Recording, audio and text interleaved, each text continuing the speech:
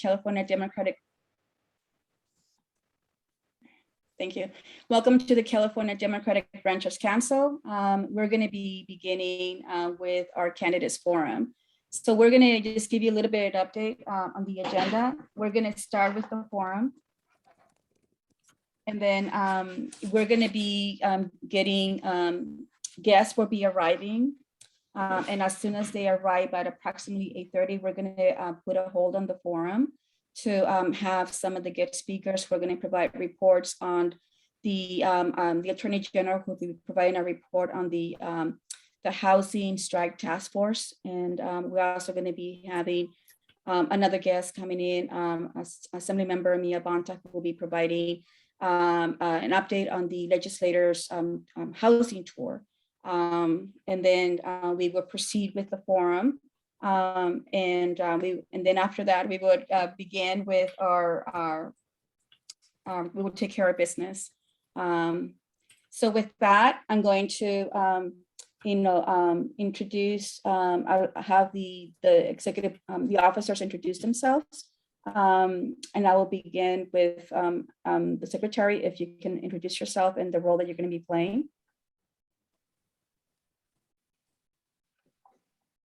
All right. Hi, everyone. This is Alfred.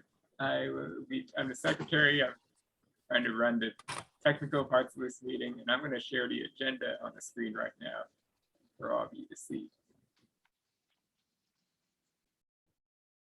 And the link is also in the chat right now.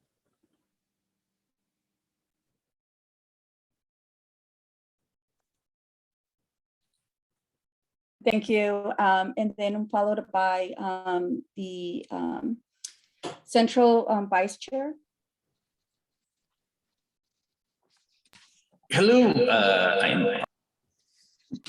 I'm with the Central Region Vice Chair for the California Democratic Renters Council. I am very happy that all of you are here. There's a bunch of news that we got from all over the state that we're going to share today, and I'm kind of excited to see what my counterparts are doing. Thank you. Followed by the Northern California Vice Chair, who will be the MC for the forum.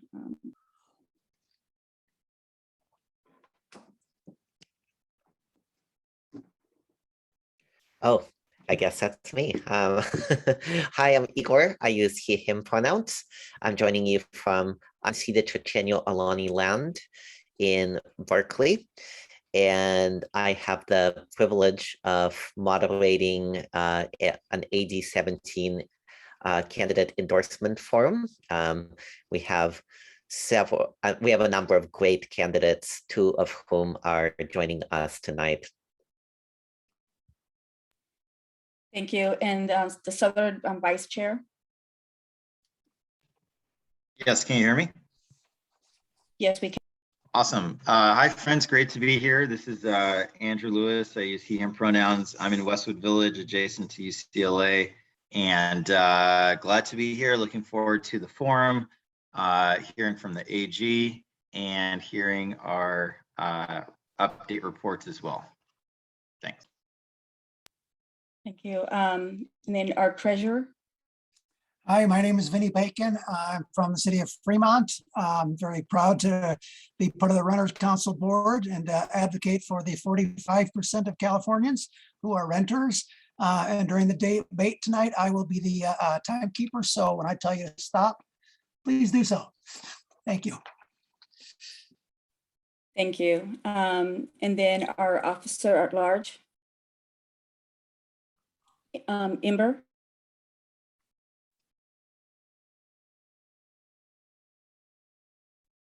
Hello, everyone. Hi, my name is Ember Anacata. I'm an officer at large, and welcome to the Renters Council. Looking forward to hearing from our candidates. Thank you. And our officer at large, Esther. Hi, everybody. Esther Malkin from Monterey. Happy to be here tonight with my fellow council members that are doing such good work in all of their respective areas, and looking forward to hearing the speakers as well. Thank you. Officer at Large, Susie. Hi, everyone. I'm Susie Shannon. Many of you know I've worked with homeless and low-income communities since 2005, and I'm also on the Democratic National Committee and founder of the Poverty Council there. And I worked on Prop 10 and 21 to repeal Costa-Hawkins. And I'm very much looking forward to tonight. And thanks to everyone who came on to spend their Tuesday night with us. Thank you. And Officer at Large, Al. Hi, everyone. Yes, I'm the officer at large. I go by Al, but my full name's Al Ariza, but I'm really excited to have everybody here and thank you for coming. Thank you all. Do we, Secretary, do we have a forum? Yes, we do. Let's approve approval of the minutes. Do we have a motion? I'll make a motion to approve the minutes. Do we have a second? I'll second, but I will second, but just remind me which months are we voting for? The last ones I read are just for the previous meeting.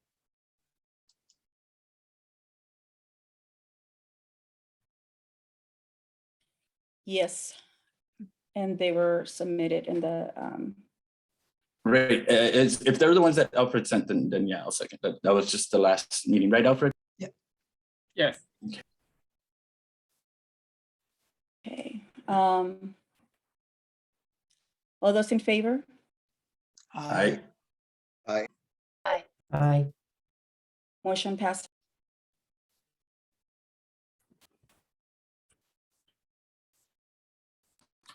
Any abstentions? Any nays? None. I don't see any. Motion passes.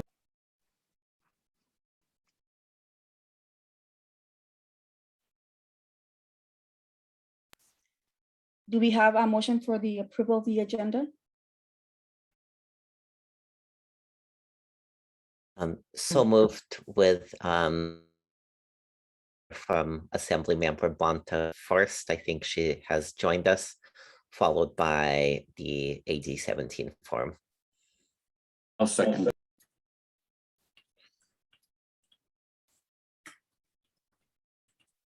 Any objections?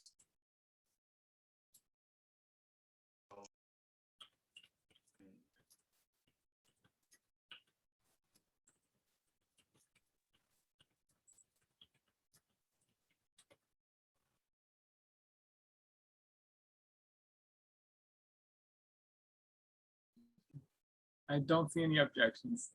I don't, okay, thank you. Okay, and then motion passes.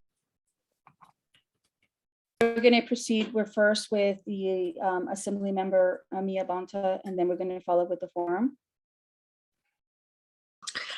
Hi, Renters Council, and thank you, Igor, for the modification to the agenda. It's wonderful to see you, Chair Perez Ruiz, and hi, Arturo and Alfred and all of our other officers.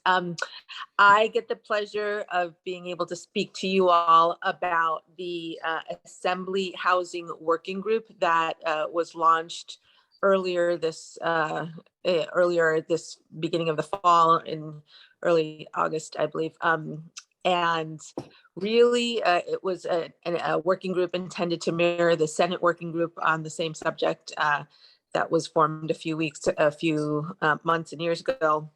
And it's comprised of about 7 to 9 Assembly members who were willing to kind of take the time over the interim to really go to various cities and parts of the state of California to really understand what are some of the drivers around being able to address the affordable housing crisis that we have here in the state of California. So I'll rattle off where we were and then just talk about some of the key issues that came up and then make the most notable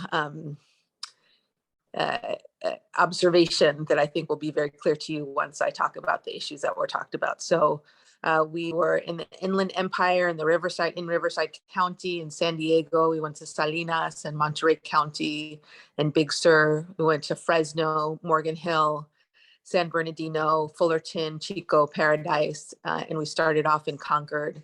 And folks from Oakland went to Concord. And I just came today from, I think, the last stop on the tour, which was in Chico and Paradise, and got to see the rebuild of an affordable housing project, one of the only ones in Paradise that was actually burned to the ground and rebuilt in a year and a half, which was quite phenomenal to be able to have that. The most of the people who will be living in the development are people who have been were originally displaced by Paradise. So it's wonderful to be able to see them come back home. In terms of issue areas, it was largely weighted towards, we heard from thematically people from labor, affordable housing, developers, city council members, chambers of commerce, and people who are addressing kind of more holistic homelessness issues within their various cities. In terms of issue areas, it was largely a housing production focused tour. That was the thrust of people's interest and what we heard back. So we talked about workforce housing, the exploration of bringing back redevelopment agencies. We talked a lot about the need for CEQA reform, talked about Project Room Key and the execution of Project Room Key and the acceleration that Project Room Key really brought to address some of the homelessness issues that all of the cities were facing.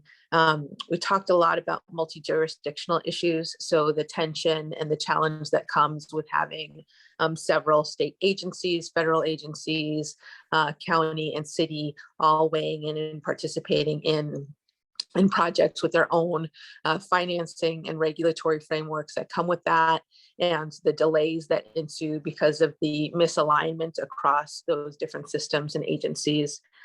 We talked about the role of labor and the real need to be able to ensure that we're not building affordable housing on the backs of people who don't have the ability to then afford the housing that they're building, and the protections and the need to be able to really support skilled and trained labor as we're building affordable housing. We talked about the very complicated financing structures that are deployed to be able to promote any kind of housing, particularly affordable housing. Most of the projects that we looked at had anywhere between 10 to 12 different funding sources in terms of stacked financing, trying to put together the pre-development deal, the financing to be able to move forward with it. And then we talked about the inefficiencies in really taking that approach.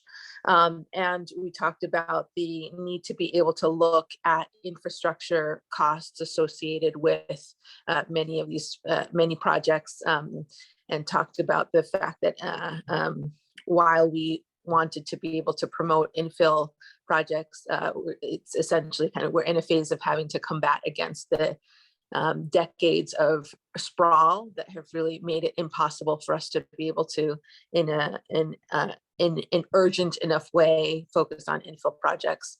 And we talked about the different ways of being able to mitigate some of the homelessness prevention. Saw a lot of different really bright lights in terms of putting out transitional housing projects that provided a holistic kind of service-oriented approach to being able to support people who were dealing with mental health issues, substance abuse, physical health issues, and who were really struggling, and putting them on a pathway to be able to move towards housing. What we heard most was that it is very challenging for us to really consider meeting the 50,000 units a year that need to be built in order for us to be able to get anywhere near out of the housing crisis that we're in right now.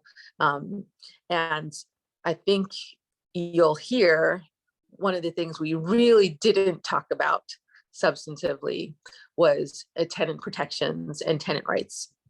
within that, and really addressing some of the looming issues that we are going to be facing as the eviction moratorium came to an end and only exists in some areas in particular localities. And I was often one of the only folks who was kind of addressing any issues of really looking at the ways in which renters needed to be supported and protected in that. So I left the housing tour in a lot of ways inspired by the work that different localities have been able to put together with a host of additional questions, even in the realm of housing production around how we are going to ensure that we're producing enough housing. Very clear-headed in the fact that the legislature needs to be much more aggressive, dogged, and deliberate about addressing the needs of renters in the short term, and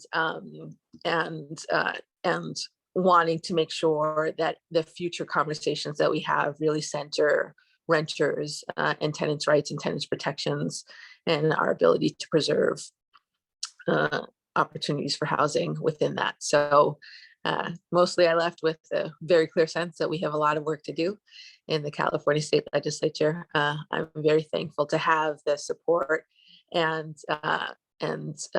expertise of the California Renters Council to be able to be in partnership with us as we think about how we might be able to address that, and already started conversations. And thank you to Madi for participating in one of those many conversations, thinking about how we might be able to center renters in our conversations around this housing crisis that we're in. So I'll leave it there, but really appreciate being able to enter into this space, and to the candidates that are on this forum, good luck.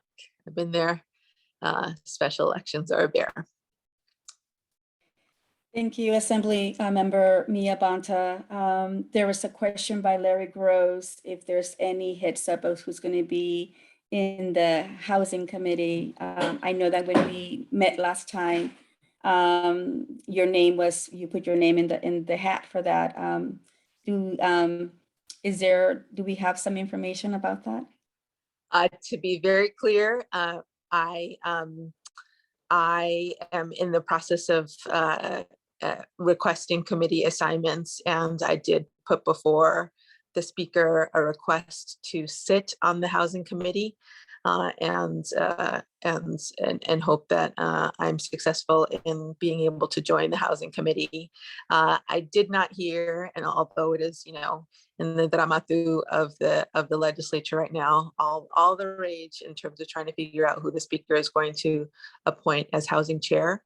It is the case, I think, that the speaker is putting together a review of all the requests that are being made. And certainly there are a lot of committed legislators, many of whom participated in the housing work group and already sit on the Housing Committee, that would be great to be able to take on that role. Thank you. Appreciate you being here with us and being an allied attendance. So with that, I'm going to pass it on. You have Igor, you have a question? No, that was a virtual applause. Thank you. So with that, we're going to be going to the candidate forum, and I'm going to pass it on to you, Igor. Thank you so much. It is a pleasure for us to welcome two of the candidates that are running for Assembly District 17. So they are completing a vacancy following an appointment of the previous Assembly member and a champion for renters to the city's Attorney General spot. With that in mind, we have Matt Haney in person. Thank you so much for joining us. And we have Misha, who will be representing David Campos. David Campos husband is celebrating his 50 year birthday today. So pretty valid excuse, I think. Both candidates have submitted questionnaires, and those questionnaires are going to be made available to you all shortly. And then please check your email. You will have an opportunity to vote on an endorsement following tonight's meeting. And Alfred will post in the chat information on how to become a member if you are not one already, so that you are able to participate. With that said, we're going to open it up. We'll hear from each of the candidates for 2 minutes with an opener. And then in the meantime, please feel free to put in the chat your questions for both of those candidates. We do ask that the questions be directed at both candidates, so they need to be general enough. So an example of that is we are asking that you don't do an Igor, why did you vote this way on the Berkeley Rent Board? Whether we ask that you do, if you had an opportunity to vote on this issue, how would you vote? If you had if you did vote on this issue, how did you vote? Okay, with that, we're gonna turn it over to Matt first for a 2-minute opener. Well, thank you, Igor, and it's good to see you. And thank you to all the members and the officers. It's great to see you and to see so many familiar faces. I am running for the state assembly as a renter, which I think is a very exciting thing and is far too rare, as you all know very well. We only have, as I understand it, 2 tenants out of 120 in our legislature. I think that is unacceptable, and I think it is a bias against the needs of tenants and renters that I think we need to change. And I think a big way that we need to do that is we need to elect tenants and also champions for tenants to the state legislature. I live in the Tenderloin in a rent controlled apartment. I've been a tenant my entire adult life. I grew up in the Bay Area, raised by a single mom. We moved 12 times before I turned 15, often because of housing insecurity. And I've spent the last 15 years of my life working on progressive policy change, fighting for students, fighting for workers, fighting for tenants. I've not only been a tenant myself, I've been a champion for tenants. I've defended pro bono tenants in court. I kept families in their homes. I've passed laws here as a supervisor. I represent District 6 on the Board of Supervisors, which is downtown San Francisco, Tenderloin, south of Market. And I serve as the chair of our budget committee. I've passed numerous pieces of pro-tenant legislation.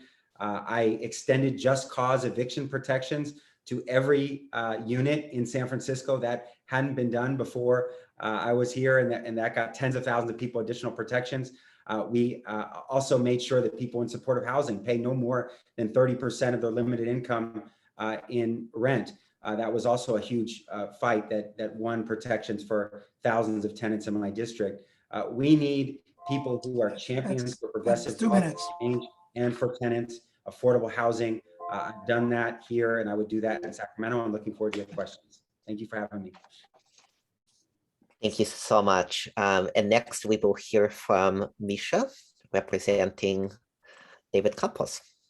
Greetings all, Misha Steyer here. I work in affordable housing in San Francisco, but I'm here in my personal capacity as a supporter of David Campos. I'm a tenant in Park Merced and only able to say that thanks to rent control.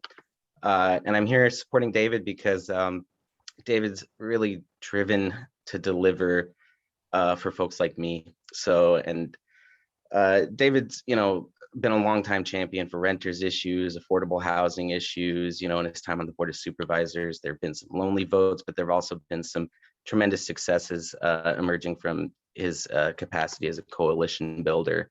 And I think what really, excites me about the concept of David representing the 8017 is, his experience and who he serves, right? Who his base is. So when David's family first came to the US, they lived in a 1-bedroom apartment. We're not talking, 1 bedroom, not an apartment, just 1 room. And his parents, never complained about the mold, the rodents, because they lived in fear of eviction. Neighbors who complained were evicted, and David remembers that fear, and I feel like that really guides his approach to housing. So, California's got a massive task ahead of it, getting out of this housing crisis. It's going to require moving beyond, just simply ramping up existing production models. We're going to need to build social housing at scale, take housing off the private speculative market and convert it to permanent affordable housing, expand CLTs and fully protect all renters from untenable rent increases, unjust evictions, unsafe living conditions, and harassment. So, David's really driven to deliver for folks, like his family. That's who he is. That's his bedrock. That's his base. And, that commitment is why he's not going to be accepting any money from corporations, corporate landlords, folks like CAA and CAR. He's going to serve all Californians, but his base really are, like I said, folks like his parents. That's who's going to guide his policy. That's who he's bringing to Sacramento. And that's who his door is always and forever going to be open to. And so I think, getting out of this housing crisis, it's really going to require, protecting these vulnerable communities, ensuring that California remains a refuge for folks like David and his family, but also, is able to produce and preserve enough affordable housing to ensure that, future Californians, future David Camposes are able to make California their home as well. Thank you so much. So now we're going to go to questions. And the first one comes from Brother Larry Gross, my brother from down south, a champion for tenants' rights for many decades. And he's asking, and this has perhaps already been answered by one of the candidates, are you, or in Misha's case, is the candidate you're representing, taking contributions from landlords, developers, and realtors? If so, why? 2 minutes each, and we're going to start with Misha for this one. One moment, thank you. So David is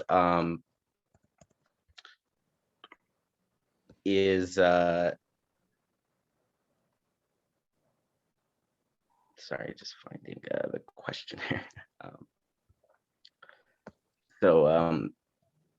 David is not taking any contributions from any corporation or corporate landlords. He's not taking any money from the California Apartment Association, the California Association of Realtors. And that's because, of his record of standing up for tenants. In fact, in 2014, last time David ran for assembly, those entities spent tremendously against him to oppose him. He anticipates a similar situation developing, and I think he's proud to embrace that fight because those are not the people who are going to be, it's not a matter of ameliorating, of incentivizing those individuals to really address this housing crisis, to really champion tenants and protect them. It requires that kind of independence and that kind of fearlessness, that willing to fight to be able to go into Sacramento, into that lion's den, and really come out there with some results, right? So it takes coalition building, but it also takes fearlessness like that. And I think David's proud to be corporate free. He's and I don't think those people would frankly want to offer him money given his record and his history of fighting and championing for policies that do not benefit them. Thank you so much. And we will next go to Supervisor Haney. Thank you.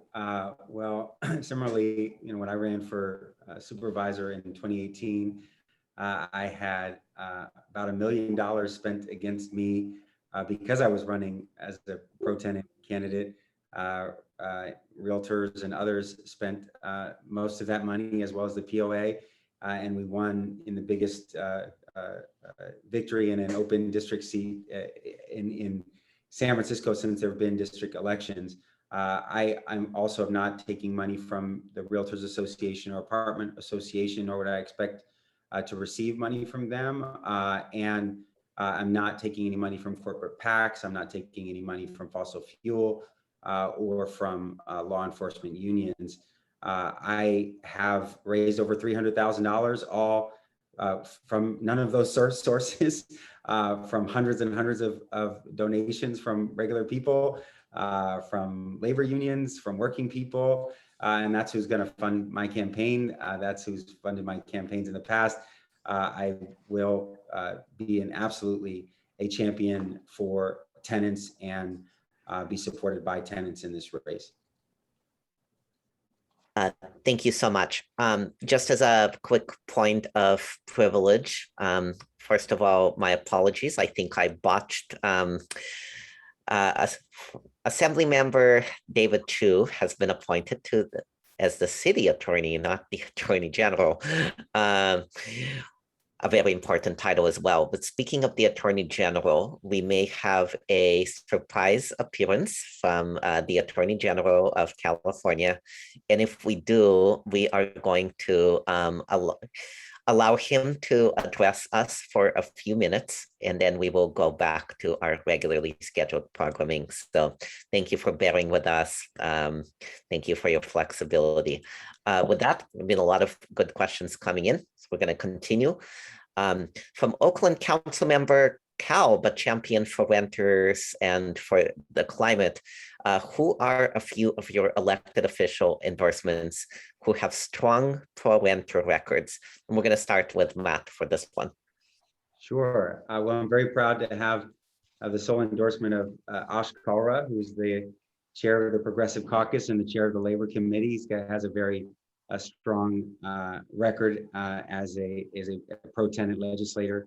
I have the support of Tony Thurman, who is our state superintendent of public instruction and was also a very pro-tenant legislator. I have the support of Lorena Gonzalez, who also has been a strong tenant vote.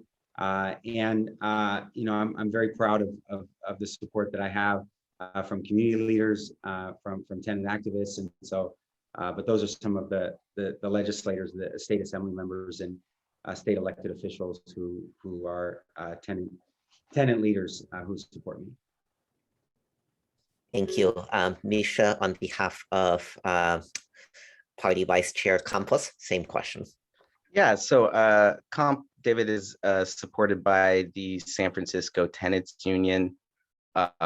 He's supported by the 6 out of the 5, the majority of the Board of Supervisors, which has passed such powerful tenant protections in the face of this crisis. He's also got the support of folks like SEIU, Unite Local 2, IFTP 21. So these are labor organizations that represent some of the most low income and very low income workers who are most affected by these rent burdens, as well as longtime champions for tenants in California. So folks like one of my personal icons, Tom Mamiano, Mark Leno, people have really driven and carried some powerful pieces of tenant protection in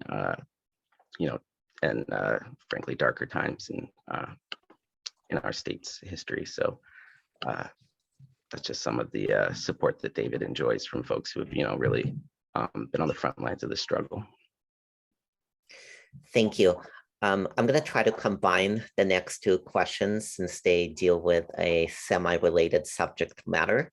So the first part of this is what is your stance or your candidate stance on Senate Bill 9 and Senate Bill 10, which went through the legislative cycle this past year?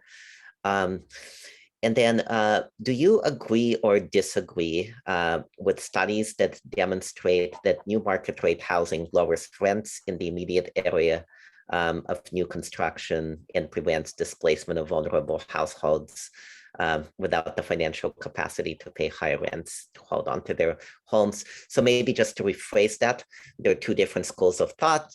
One that believes that creating new market rate housing actually lowers displacement. The other states the opposite, that it actually increases the prospect of displacement. Where do you fall on that spectrum? And we're going to start with Misha for this one. So yeah, David supports SB 9 and SB 10, and I think he did have some concerns. I've discussed with him regarding the lack of affordability inherent in those bills. But regardless, ending single family zoning is a crucial component to getting out of this housing crisis. That being said, it's going to take a lot more than incentivizing current production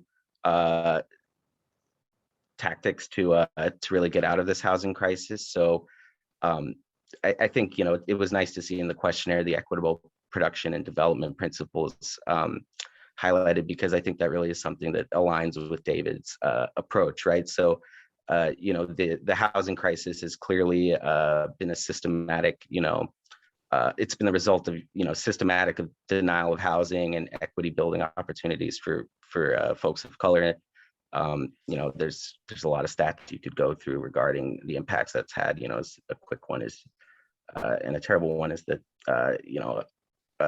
Black folks make up 6.5% of the California population. They're 40% of the unhoused population, right? So getting out of this crisis is going to require production. Of course, it's going to require, there's a role for private development, but it cannot continue to exacerbate qualities, right? It is incumbent on us to make sure that, as we protect tenants, we preserve what affordable housing stock we have, and we produce more affordable housing to really get out of this housing crisis. That be done in a way that reverses that, disgusting legacy of racism inherent in, the outcomes that the current housing system has produced, right? So I think I can't speak to David's understanding of that particular study, but I can say, I think that oftentimes, we can get fixated on this one particular component of how to approach the housing crisis when there's so many ways that we could also be addressing it. That's time. Thank you. And Matt, same questions for you.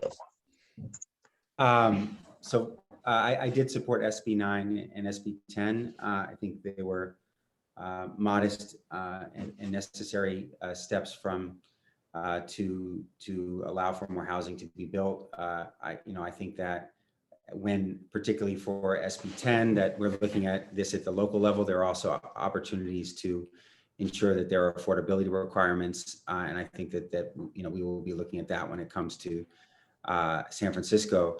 My district, we've built more low-income housing and very low-income housing, affordable housing than any other part of San Francisco. We've built thousands of units. I've been very supportive.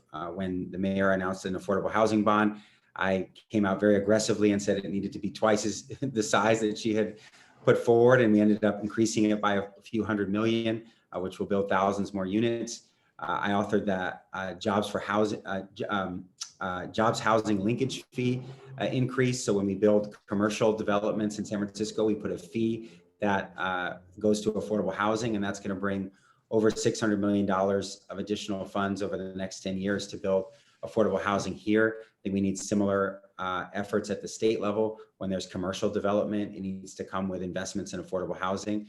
But I also believe that we need to build housing that is market rate as well. And when we build market rate housing, and we build a lot of it in San Francisco, in my district, we should fight for the highest levels of affordability and inclusionary and fees that invest in affordable housing. But market rate housing in of itself, the supply and demand is not going to meet the needs of all of our residents in the state or city. And so the private housing, the market rate housing, has to be also accompanied by acquisitions of small sites so that we can avoid displacement, which we're having a big vote on tomorrow, which I'm fully supportive of, $64 million, and also social housing and much more aggressive production of affordable subsidized housing. Thank you so much. And Matt, this is going to be the one exception where I'm going to ask you it sounds like there was a misalignment between a response on your questionnaire on whether you're accepting money from landlords, developers, and realtors, and what you mentioned in the questions. So someone wanted you to clarify Sure. which one is. I may have misunderstood the question on the questionnaire. I'm not taking money from the California Realtors Association or California Apartment Association or corporate landlords. If an individual realtor or an individual landlord wanted to make a donation to my campaign, then I wouldn't be refusing those donations. So no corporate landlords, no apartment association or realtors association. So that was my answer to the question when you asked in person, and clarifying it with what's in the questionnaire. Thank you so much. And in fairness, I'm going to ask Misha if he wants to just articulate what former Supervisor Campus's philosophy is on these types of contributions. Yeah, my understanding is that it is if individual landlords, individual realtors seek to donate, that's something that they will track and make a case-by-case choice on. But that is that's going to be his approach. Great, thank you so much. Okay, I'm going to combine two more questions. Oh, I love these questions. Wait, keep them coming. Would you author or support legislation that would give tenants the right to counsel during an eviction process, such as perhaps AB 1487, which has been a priority of the council? And then that will be the question. So we're going to start with Misha for this one. I mean, knowing that David, endorsed and fully championed Prop F San Francisco's, universal right to counsel, I can assuredly guarantee that's something that David would champion and carry. I mean, I think once again, really, David is guided by, protecting the most vulnerable, the most at risk, the most rent burdened folks facing, 2-3 hour commutes, overcrowding, these kinds of conditions. So I think that's something that, David is committed to ensuring that that California be a equitable, a fair place. And then of course that requires anytime someone's facing eviction, that they not be alone in that fight. So I can confidently say that David would absolutely support something like that. Thank you. Same question for Matt. Absolutely. This is not something that any tenant should be forced to go through on their own. I've represented tenants pro bono and kept families in their homes in court, and it absolutely is the difference between whether people can stay in their home or not, and it should be available to every tenant in California. I would author and champion bills at the state level. We have a lot of experience of how to do this in San Francisco. When I was budget chair this past year, we fully funded the right to counsel. I supported it when it was on the ballot a few years ago and have been a consistent supporter of it. And this year in our budget committee, working with our city leadership, we made sure it was funded. And so we need to get this done. We need to fund it statewide. I think we have some experience on why it's so necessary in San Francisco. And, I think it's a shame that it isn't already in place. This can prevent homelessness. It can provide fundamental rights to our most vulnerable families and tenants across the state. It's a simple right that everyone should have access to. And I think the state actually benefits hugely from keeping people in their homes and making sure they have the information they need and the ability to assert their own rights. So especially, I represent a district that has thousands of people who are living on the streets. And the most effective thing that we can do to prevent homelessness is to simply keep people in their homes, and the right to counsel is a big part of that. And so I would absolutely champion that and work with you all to make sure we pass it. Thank you.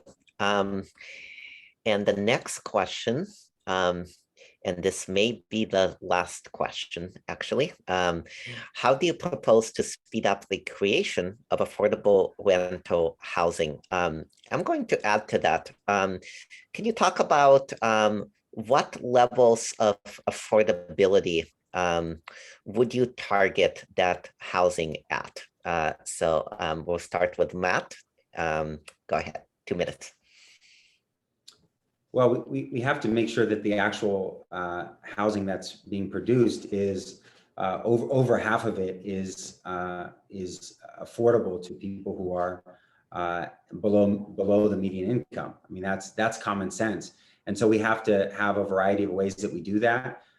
Much larger local, regional, and statewide affordable housing bonds, making it easier to do large regional bonds, which we've started that process, and make it easier to pass affordable housing bonds by lowering the threshold so that we can pass those at the local level and make sure we're passing them at the state level. We have to change the way that we finance affordable housing via efforts around social housing. I watched some of the committee hearings that were held over the recess around social housing. I'm really excited to see much more aggressive approaches to social housing and innovative ways of financing. I think that when we build in our state, there always has to be an understanding that we have to build for the workforce. So when we are building commercial developments here in San Francisco, we now have twice as high of a fee that we pass locally, so that that's invested in the affordable housing for the workforce that's being created, not just the office workers, but everyone who surrounds an office building or a new development. And I think that approach needs to be taken statewide. Anytime there's growth or development, commercial or otherwise, there has to be a fee in place so that we're building affordable housing. It needs to be baked into everything that we do as a state. This can't be left up to the market. The market will not do it on its own. A private development should always have as high a possible of an inclusionary rate of housing, over 20%, as often as possible, much higher, but that's not enough. The total amount of housing that we built has to be over 50% affordable to people under median. And it has to actually reflect the needs of our communities. And that's not happening now. We're dramatically underbuilding housing people at middle income levels. And that's going to take much greater investments from the public sector and much more public ownership of housing. Thank you so much. Same question from Misha. Yeah, and I love this question because I believe, and I know David agrees that really, the severe deficit of affordable housing production, we have fantastic tools, right? Like social housing is going to be a great way to address the growing need. It's not, the need is just as severe for the low and very low income workers, but it's a growing range, middle income, moderate income workers who are going to require this housing. And that approach, it can't require, robbing Peter to pay Paul. It's going to require solidarity. It's going to require massive expansion of investment and funding. And what that really requires is a fundamental restructuring of power. It's income inequality that's really driving this crisis. There are people profiting from the current situation. And we can't simply hope to, incentivize them to stop doing so. So it's going to require, it's going to require fearlessness. It's going to require determination. It's going to require coalition building to take on, frankly, the most powerful corporate interest in California. And something I just want to add is that I think it gets lost, when we're talking about this housing crisis, and we're so focused on production. I think, of course, it's the ultimate solution. It's crucial, but it's also this crisis. It's an affordability crisis that we've got, 100,000 people sleeping on the streets. We've got families, I don't want to think about how many families today received an eviction notice, self-evicted.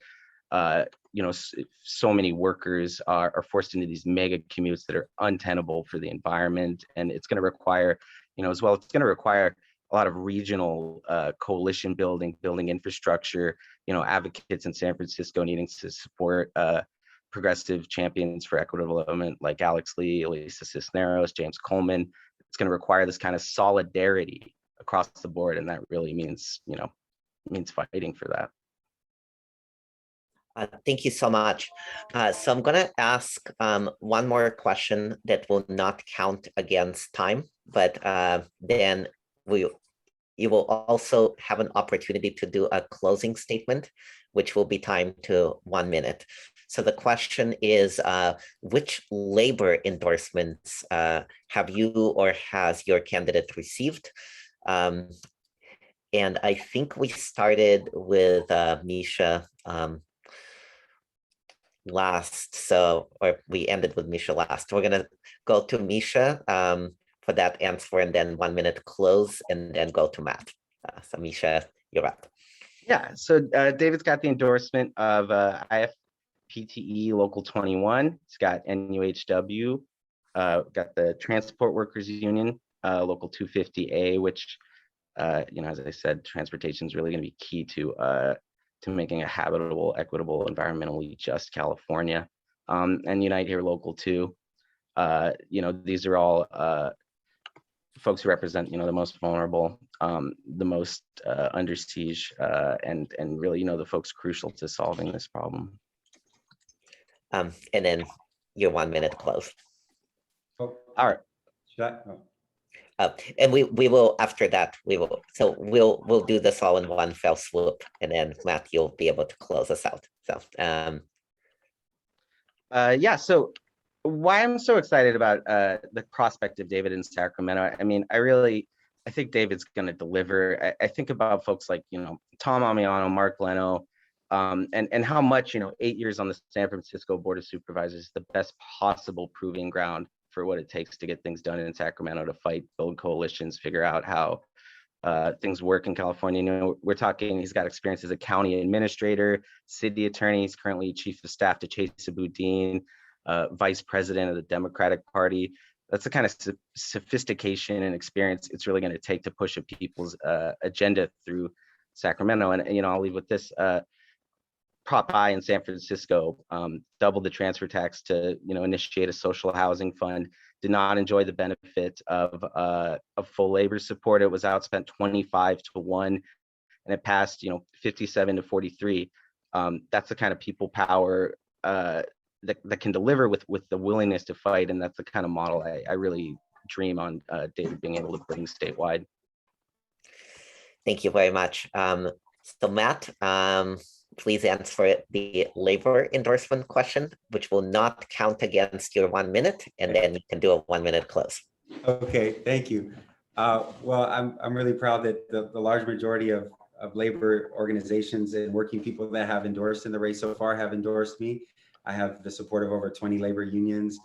I have the California Faculty Association representing all of the CSU staff and faculty. I have AFSCME 3299, which are the UC workers, SEIU janitors, local 87.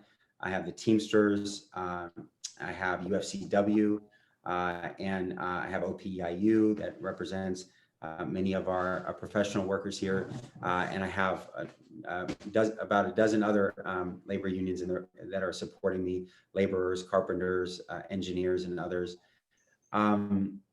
Well, again, thank you everyone for your time. Again, I'm running as a renter. I think we need more renters in the state legislature. I would look forward to being a very close ally with you all and bringing the voice of renters to the state legislature, and also making sure that we're getting victories for tenants as well. We had a strong tenant champion in David Chu. I think I would take up that mantle as a renter myself, as someone who's defended folks in court, who's passed legislation here locally for renters. I've served in local elected office for nearly 9 years on both the Board of Supervisors and the Board of Education. I spent 15 years in bringing about progressive policy change. I led the UC Student Association as the executive director. I worked in the state legislature as a legislative aide. And on things like Prop I was one of the 4 signatories that put it on the ballot. I've been a consistent champion for renters here in San Francisco for more affordable housing. And I would bring that voice to Sacramento. And as one of your own, I would be really honored to have your support and to be a close friend of you, for you all as a state assembly member. Thank you. Thank you so much. We could not be more fortunate to have two incredible candidates in this race. It's, you know, we went through this in, you know, the Assembly District 1 number over AD 18 as well, where it was an embarrassment of riches. Thank you so much for sharing a little bit of your time with us. Alfred will again post how you will be able to vote in this endorsement if you are a member, and if you're not a member, how you will be able to become a member so that you are able to vote in this endorsement. Again, thank you so much, and we are excited to continue working with you both. All right, thanks, Igor. So for everyone who's a member, you will be getting an email from OPA Vote that will have your link to vote. So look for that either tonight or tomorrow. Thank you. Thank you. And perfect timing. We're joined by Attorney General Bonta. So I don't know if I'm going to turn it back over to Chair Perez Ruiz to introduce the Attorney General. Thank you, Igor, and thank you to Matt, Haney, and Misha, who represented Mr. Campos. Thank you so much.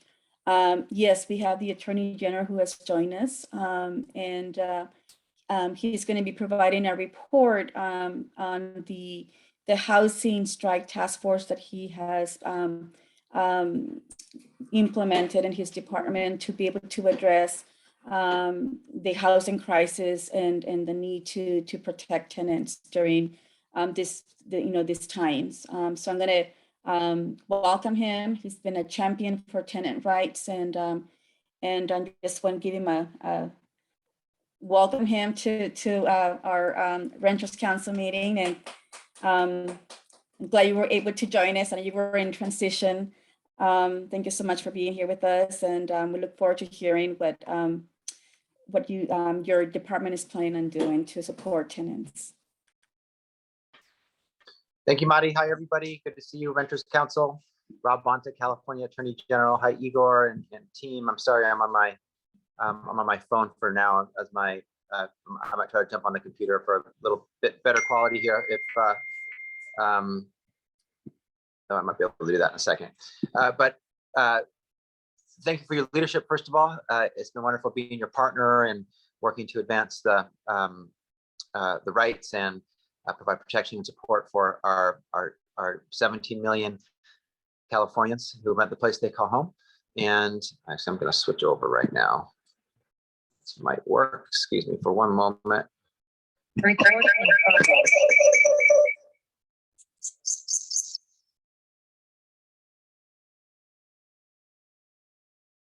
I've had to do that several times. All right, I'm back.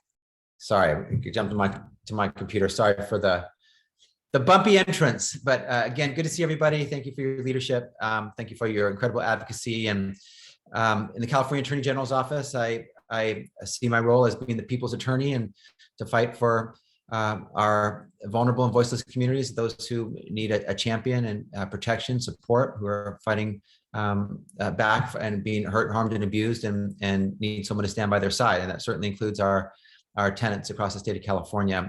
This has not always been an area where the Attorney General has traditionally been involved, but there's no reason it can't be, and it is a priority for me, an area of priority and passion. And we announced our housing strike force last week, which is a pretty aggressive name, I'll acknowledge, but it's supposed to connote what it is, which is that it's a unit of action to be active and to take housing unaffordability crisis to help produce more units and more housing throughout the state of California, to make sure that local jurisdictions are complying with the rules of the state of California, that local jurisdictions know that these are not voluntary rules that they can follow if they wish, but that the law of California is something that must be followed, especially when it comes to housing production, and also certainly when it comes to protecting tenants. Laws like AB 1482,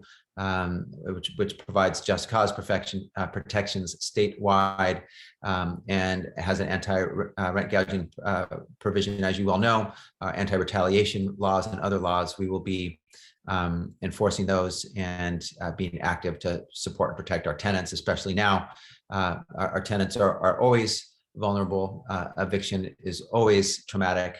But certainly now, with the stakes being so high, we want to make sure they know that there is someone on the block who cares, who values our tenants, who sees our tenants, who will fight for our tenants and be a champion for our tenants. So that's what we announced last week, and we are going to be starting with a set of roundtables with tenant rights advocates and activists and champions, including you. We're going to be doing something in San Francisco, and so we certainly want the benefit of your thoughts, your leadership, what you're seeing on the ground.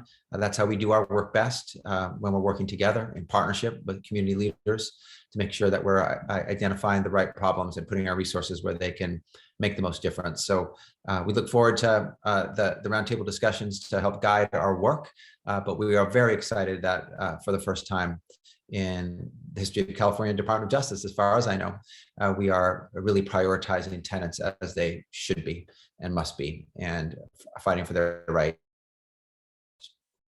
So happy to answer any questions, but that's what our unit is doing, and we're excited to, as you have started the Renters Council and become the powerhouse that you are, where legislative candidates come and seek your endorsement and your support as they should, and people seek your guidance on issues related to our tenants. I want you to know that you have someone in the Department of Justice who shares your values and wants to fight with you. So appreciate your work, your partnership, your friendship, and look forward to working with you on with our strike force as well. Happy to answer any questions as well. Thank you. Appreciate it. I have a question for you. As you do your tour, are you going to be involving tenant groups to be part of the conversation in a sense, and more like a focus group, or what is the intention exactly? For the roundtables, they're going to be led by tenant groups and tenant advocates and activists, and yourselves, ACE, Tenants Together, and the folks that have been doing this work in communities, with and for tenants for ages. We'll have some other folks as well to as part of the conversation, maybe some tenant attorneys to talk about the legal side, but we're going to try to get important voices in the room, all with the goal and intention of how we can best work together to uplift and support our tenants in California.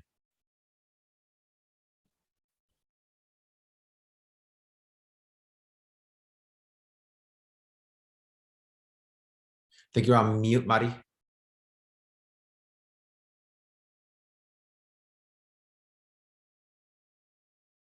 You might. Okay. There you All are. right.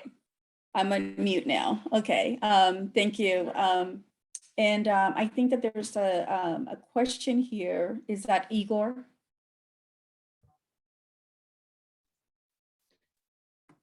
I didn't have a question, but I'm happy to ask one. Okay. I thought I saw one here from you. Thank you so much for the monumental step that you have taken in this strike force. What do you see as the biggest need and the biggest priorities when it comes to the interests of our council? You're obviously in a unique position where you're not legislating, you're enforcing, but from your vantage point, what should we be kind of advocating for, and how can we work closely with your office? I love the question because I love the spirit of it in terms of how we collaborate and how we can be the best champions for our tenants. And for me, it's, I really rely on you to tell me what the most recent challenges are, what landlords are doing, what laws are being violated, what protections are being circumvented, and what you're seeing out there. And especially, we can't be an individual tenant's attorney, of course, but when there are patterns and practices, when if folks are being rent gouged, if they're being evicted unjustly, if they're violating the rules of their localities, moratorium, we need to know. And we don't have people in every jurisdiction studying every issue, but when we receive information from advocates and activists like you who are champions for tenants, we can act. And we really have some important levers of authority to get involved. So having that dialogue, that feedback loop where you can direct us to where the biggest problems are so that we can get involved and support those tenants who deserve it is going to be most helpful. And if you're seeing certain patterns, I was going to ask you the question. I want to answer your questions first, but certainly I'd love to hear from you about what you're seeing, what protections are not being observed for our tenants, how they're being hurt the most. We don't have to answer that. That's at this moment, but well, it's all in the chat. So all good stuff, and that's what I need, and that's what I want. So sharing with me, if you could just say, if we could direct the DOJ to be active here or there to address that issue or the other issue, we want to hear from you where you'd like us to direct our attention. Thank you. Esther has a question. Esther, do you want to ask the question? Sorry, I'm trying to shut my phone off. Yeah, so I'm curious if there's a mechanism in place already for the task force to actually go after violations and what the consequences will be, and if it has any legs, or is it too soon to tell? I've read some reviews and comments and editorials saying that this is just kind of a thing that's going to just look like it's helping renters, but that it really doesn't have a whole lot behind it. And I don't know if that's true or not, but I would imagine that we need to have already, before you sit down and have these meetings, some idea of the mechanism of how you're going to be able to tell what violations are happening, and the consequences, if they're strong enough, will be a deterrent in and of themselves. Yeah, well, as with any act that any government entity takes, we hope to earn the trust and the faith of the people. So, I know that is something that, my actions will dictate, and I don't set things up to create expectations and disappoint people. I do things because I care, and because I think that there's someplace, there's going to be a person who deserves my help and our office's help who will benefit from it, whose rights are currently being violated. They're being treated unjustly and will be treated fairly because of our work. So that's always our goal. We have a lot of things to do. I can't waste my time doing things that are show. I'm a workhorse, and I want to deliver to the people of California. And that's what this unit is intended to do. We already have a website where you can lodge your complaints or your concerns, and an email that we have set up specifically on issues relating to tenants and housing. It could also include identifying local jurisdictions who you think are flouting the law and not building and not fulfilling their obligations. So a reminder that this is a two-part strike force focusing on production as well as tenant protections. And at the very least, we can end practices that are hurting tenants, and then we'll have to. Sometimes it's law specific, statutorily granted with respect to what the penalties are and any damages for, or what there could be to make an individual whole who's been hurt. And so that can be specific to the specific statute that's being violated, but.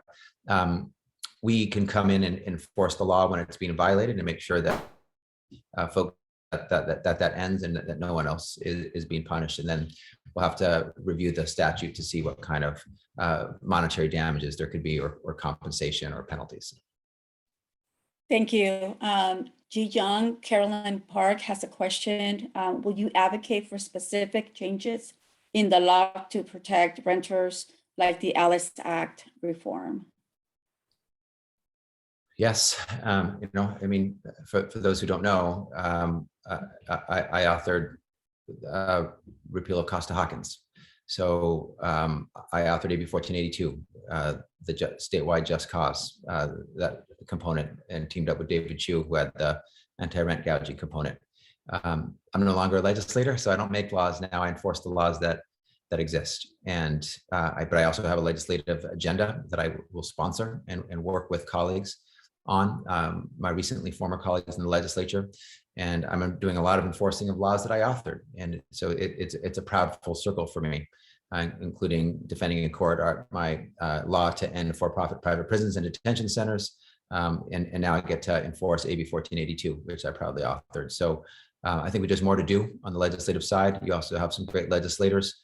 My guess is the two legislators you just spoke to are supportive of Ellis Act repeal and other pro-tenant legislation. I know the upgraded legislator for the 18th Assembly District, Assemblymember Mia Bonta, will fight by your side and author important legislation that supports tenants. And so you got some strong leaders in the legislature that I can work with and that I will work with on issues like you set forth, including Ellis Act reform repeal, which you know, I've supported many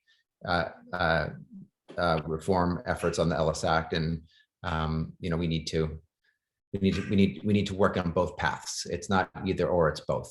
We need to enforce the strong tenant protections that we have, and we need to have stronger ones that allow me to enforce them.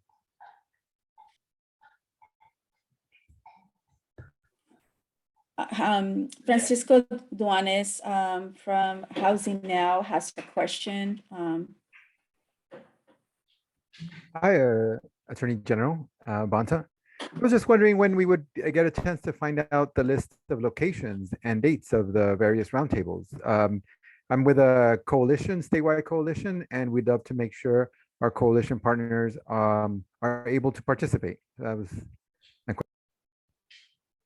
Wonderful. Well, thank you for that. We're sort of setting them up serially. So I think we're working right now on a San Francisco roundtable, and it's dependent on when the you know, the partners and the advocates can participate. So it's not just dependent on my schedule. We don't just set it up and then announce it at once, because we want to make sure folks like you and ACE and, you know, folks who are doing this work, the Renters Council, can participate. So right now we're focused on the San Francisco one first, and then we're going to get down to LA as well and other parts of the state as we do these roundtables. But what we can do is, if Mari or Arturo or Igor or Alfred or someone wants to send me the folks that you think we should make sure we're reaching out to. If we're not doing that already, we will. And we want to make sure, you know, these roundtables are only as good as the participants and the constituent components of it. So we need the best voices in the room to be the best advocates that I can be. Thank you. I think I don't see any other questions. Yeah. Well. Mari, there was one more question I saw. Okay. It's from Rafa about what can the AG's office do to help people who are afraid of retribution from their landlords?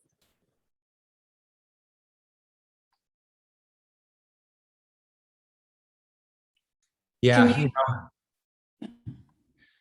know, a couple of things I'll say, and one of the, I think I saw some comments, a comment in the chat about tenants not knowing all their rights, and you know, I think that that's right. That there's, you know, a complex set of laws, multiple layers. You know, there's state, there's county, there's city, and so one of the things our Strike Force webpage has is sort of a know your rights component to it, so that tenants can be more informed about the rights that they do have, including rights against in retaliation and retribution. And so if someone feels that they have been a victim of that or feels that that's imminent, one of the things that we're thinking about doing as well is reminding landlords of their duties and obligations to their tenants, including the duty and obligation not to retaliate, their duties around AB 1482, around not being able to discriminate based on source of payment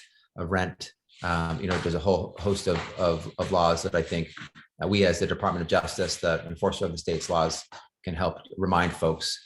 So it doesn't get to a point where someone's retaliated against, but it serves as sort of a prophylactic or preventative function to stop it from happening in the first place.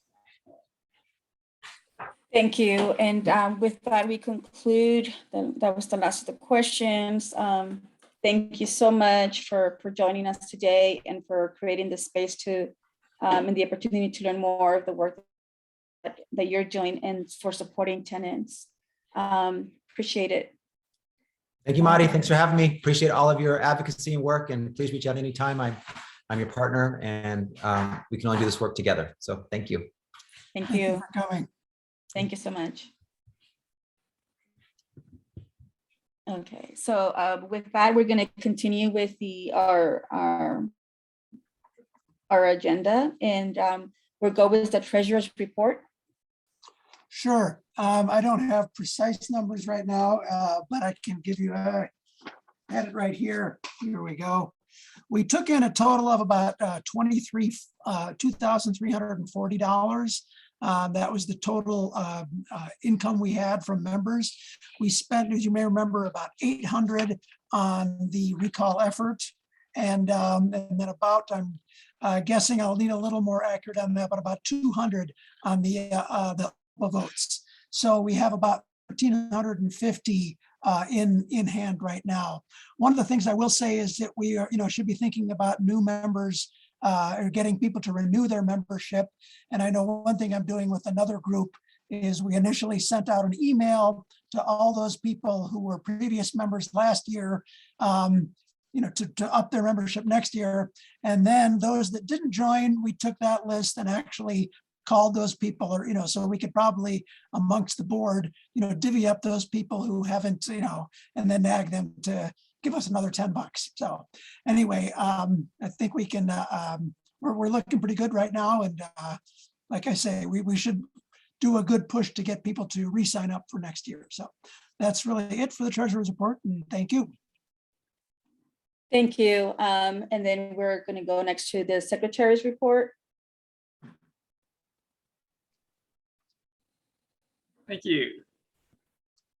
First, just put a link in the chat for a link to prepay your 2022 dues if you want to get ahead of the game. And we also, of course, have a fee waiver form for anyone with a hardship. So, Secretary's report. There are quite a few things going on at the state party level. As you know, the state party is having their executive board conference starting today, going through Sunday. The legislation committee is not considering any legislation at the 2021 e-board because this is a platform meeting. However, there will be legislation coming up next year. There were two bills that were around tenant protections that were passed and signed into law, pretty significant ones this year.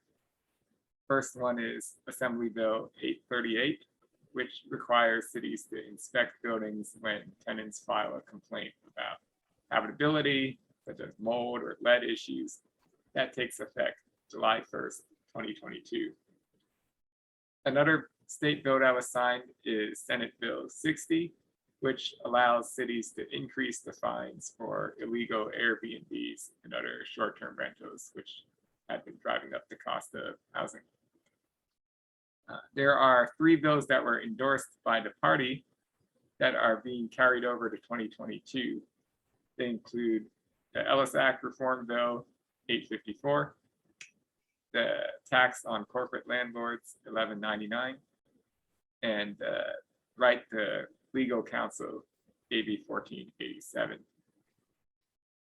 And there's some other potential bills that will be coming in 2022. We'll be hearing about them soon when legislators introduce them. I know a big one that's been discussed is having a statewide inclusionary housing requirement, like how some cities require a certain percentage of homes in private development to be affordable to low income. So because this is a platform update year, the party is currently taking comments on what should be in the party platform. Those are due at 5 o'clock on Friday. I'm going to put the link in the chat, and any Democrat can submit comments. You don't have to be a delegate to do this. And at the same time, there's also a joint subcommittee on party finance that's been created.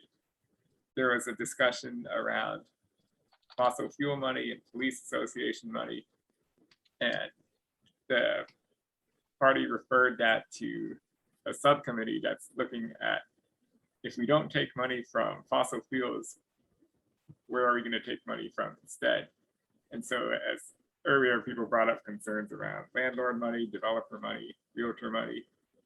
So this would be a good time to fill out that form and get your comments in as well. On resolutions, there were a couple of resolutions having to do with housing. This time there is removing barriers to low-cost housing, electrification of new construction in California, and helping keep disabled veterans in their homes. And I'll put the link to the resolutions packet in the chat as well. All right, and then one internal thing within our caucus or council. At the last e-board meeting, we approved a bylaws amendment that expands the eligibility of who can be a member of the council to anyone who's either currently registered California Democrat or someone who is not currently registered with another political party but intends to register as a Democrat when eligible. For example, non-citizens and people under 18. That concludes the secretary's report. Put any questions or comments in the chat. Thank you. Thank you, Alfred, appreciate it. We're going to be going down to the regional reports, and we're going to start with the Central Vice Chair.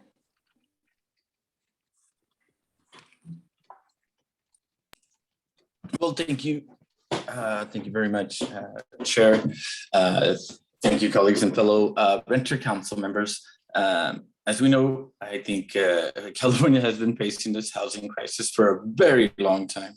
But, you know, in particular, the Central Valley has some unique challenges.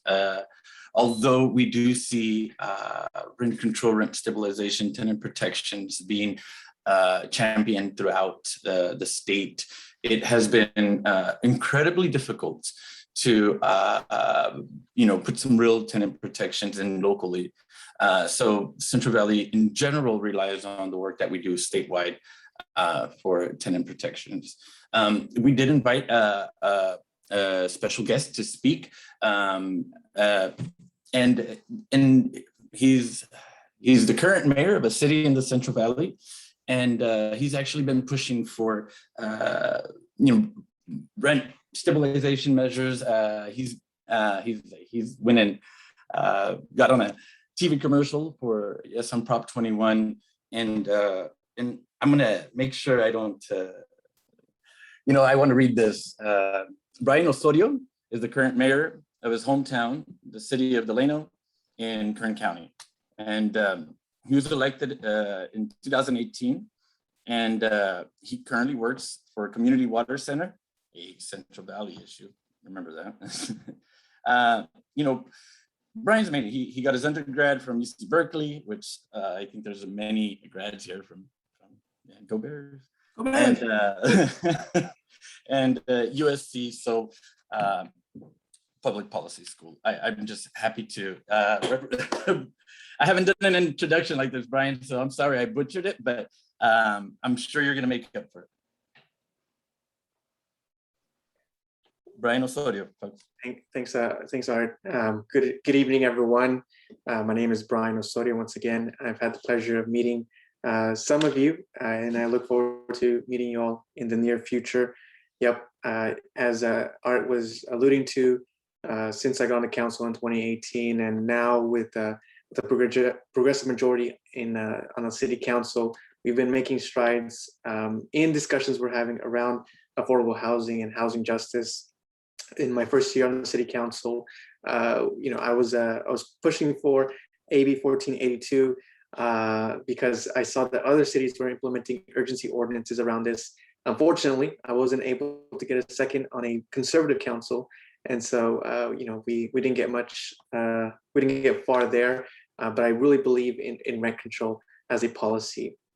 The following year, I was able to push for a conditional eviction moratorium, even with this conservative city council, and I was very grateful that we were able to get that through. Of course, as Art mentioned, again, I was supportive of Prop 21 last year. And yeah, this year as mayor, I've been advocating for rental assistance here locally and been starting conversations around inclusionary zoning, which is getting some people nervous, as well as rent control, stabilization, and community land trusts. These are issues, of course, that I'm leading, but also with partnerships with local nonprofits in the area who deal with this, like Leadership Council and the Central Valley Partnership. And so I'm really looking forward to this next year because, again, I was only able to start conversations around these heavy conversations, but I really look forward to implementing some of them, if not all, starting next year. But that's what I just want to give an update on. I know that you all endorsed my two colleagues on the council who got it in there last year, Veronica Vasquez and Salvador Solori Ruiz. So thank you so much for that, because if not, it would be much more difficult having these conversations. So yeah, that's all I wanted to say, unless there was something else you want me to mention, Art? Thank you, Bryan. First off, yes, it's amazing. And actually, I hadn't thought about the fact that what changed Delano City Council to a progressive council had to be our endorsement, man. Come on, it just really had to be. This is what happened. But more importantly, Bryan, you have taken the attitude of being bold and courageous in your progressive stances and willing to follow up. And the reason that you're also here is to help build up the other candidates who are that bold part isn't a big part of their name, and so we got to continue to push. I think you guys, we're going to be paying attention to Delano. We're going to be paying attention to Fresno in the Central Valley. We'll move into Bakersfield someday, but yeah. And so Bryan, he joined us at the first town hall ever in the Central Valley in Farmersville. He's been following the housing issue in all forms, and that's our Central Valley report. Here, yes, and Esther, I implore you to enlighten us on the Central Coast. There is a mountain range between the area that I represent and the area that Esther is in, and I think Esther will be able to speak eloquently about the work that she's been doing in the Central Coast. Yeah, hi, everybody. So we've got a lot of drama going on over here in my city in particular, because we're going to be switching to district elections from at large. So I apologize, I'm a little distracted because I'm listening to that fiasco right now, because it's going to be a mess over here. We don't have candidates that we can run. And I'm worried that we could end up with Esther? Yeah. Is she? Do you not hear me? I can hear you. Keep going. I can hear you. Okay. So anyway, yeah, that's really, at this point, I'm gonna have to concentrate on finding some good candidates over here. But yeah, back to what Arturo was saying. Yeah. I guess Mari can't hear me. Is that what's happening? Yeah, that's what's happening. Yeah, we can hear you. Okay, so Marty can't. Well, you know what? I'll pass on. I don't want to make this go on longer. The meeting go on longer, but I don't know why Marty can't hear me. I can now. Okay. All right. So yeah, I don't really have a whole lot. You know, we're going to be our main goal right now is going to be looking for candidates for next election.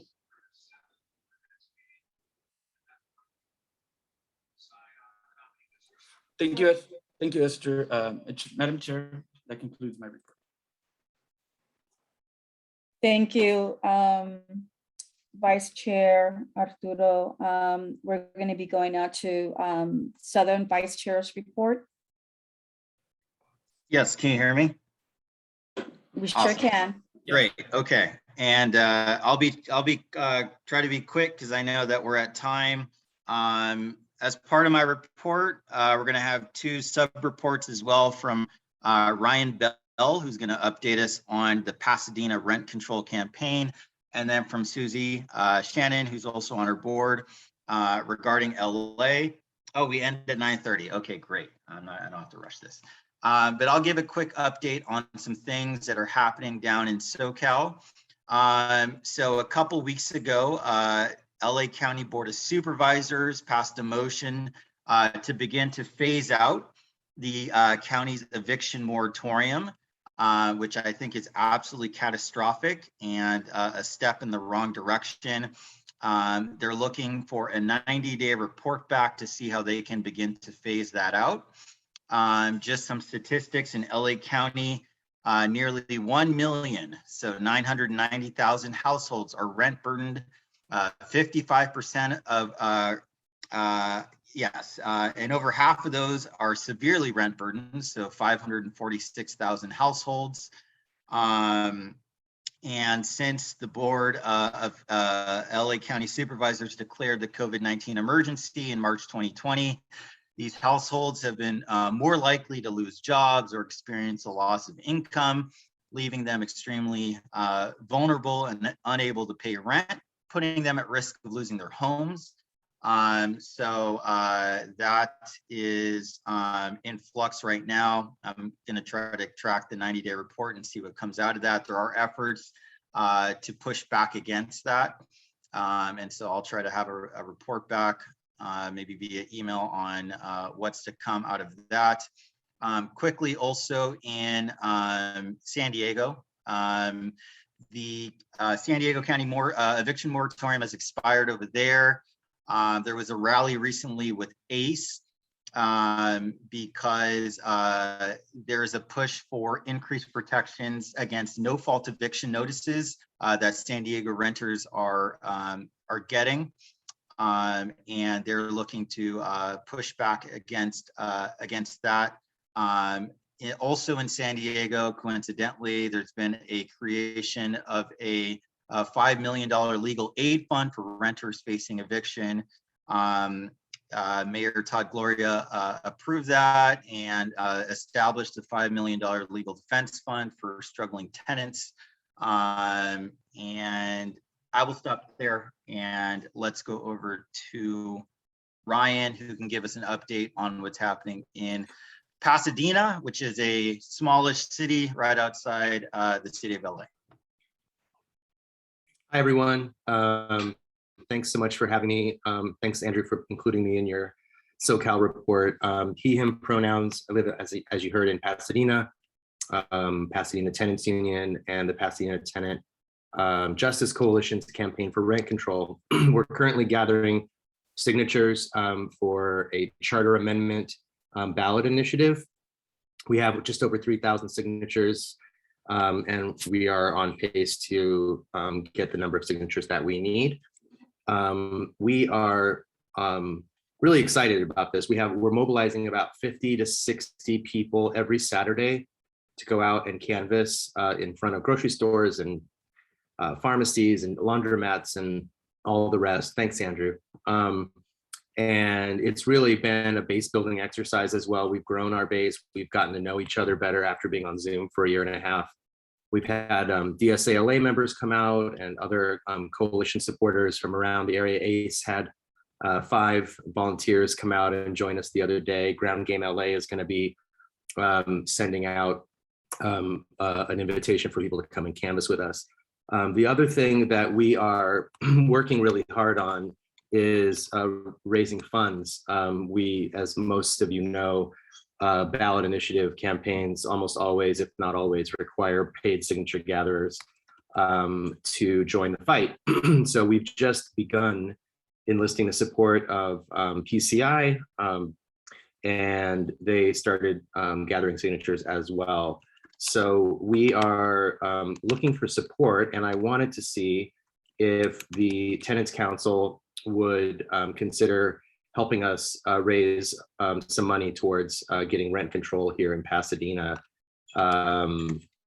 So yeah, I don't know what the procedure is for doing that, but I'm going to drop a link in the chat. If any, hopefully everyone here can pitch in a little bit as well in solidarity. I know you don't live in Pasadena. You probably have rent control already.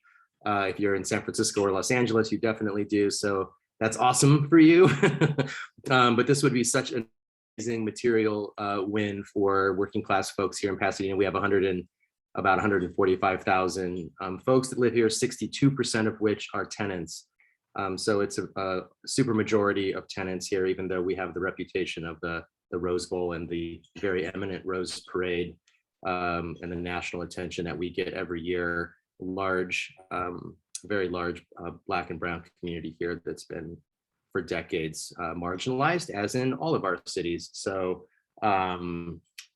so thank you. Yeah, I'll drop a donation link, but a question to the chair and board members, if there is a procedure for perhaps asking our members for some help as well, members of the council. Thank you. Thank you, Ryan. I'm going to, I don't know procedurally, Alfred, do you know how we would do that? If we need a vote on that, or maybe include it in our next news? We would need a motion to expend any funds on that, so. Okay, let's, if we can, just get through the SoCal report real quick, and then we can circle back on that, Ryan. Susie, did you have a report for LA? Yes, I do. Thank you. First of all, I want to explain, just piggybacking off what Ryan said, how important it is that we support these local rent control measures, tenant assistance measures. So we had a huge victory on election night, which you wouldn't know because all of the coverage was about Virginia. But St. Paul and Minneapolis actually passed 2 rent control measures, each in their respective cities, that provide for no more than a 3% rent increase in a 12-month period, along with vacancy control. So if a tenant moves out, that rent would still stay the same. This actually was a huge victory. I don't think that corporate developers actually thought that this was going to pass, and maybe even a lot of elected officials, and they were a little caught off guard, and they started to put money in toward the end when it was actually too late. That was a huge victory for us. And that was very similar to what Ryan and the Pasadena Tenants Union are doing, is, you know, a local campaign where a number of people worked very, very hard, very strategically, very smart in order to get this passed. We also had another victory, which was Michelle Wu, who is the incoming mayor of Boston, who ran on a rent control platform. And so people are very excited about that. She's going to be also lobbying at the state level, very similar to us. There are controls at the state level on whether or not you can enact or expand rent control in your various city. And so McConnell there in that state is going to be or has already introduced a bill to have rent control in Boston. So there is a whole movement here around rent control, which I'm very excited about, obviously, having worked on Proposition 10 and Prop 21. I also want to state here, for just what's going on in Los Angeles, that many of you probably saw in the chat, we are facing an uphill battle. Unlike a few other cities here in California, we do not have inclusionary zoning here, with the exception of a few redevelopment areas, and then a little bit of inclusionary zoning in our TOC areas, buildings, which is only at about, I think, 7%. So we are facing a huge uphill battle. At the same time, we are the homeless capital of California, and we share with New York the fact that we are, the homeless capital of the United States. So we have 41,000 people who are homeless in our city, over 60,000 in our county, and we have 70,000 vacant units of market rate housing. What I'm trying to express here is how important it is, whether you live in Los Angeles or whatever your city is, to move on two things.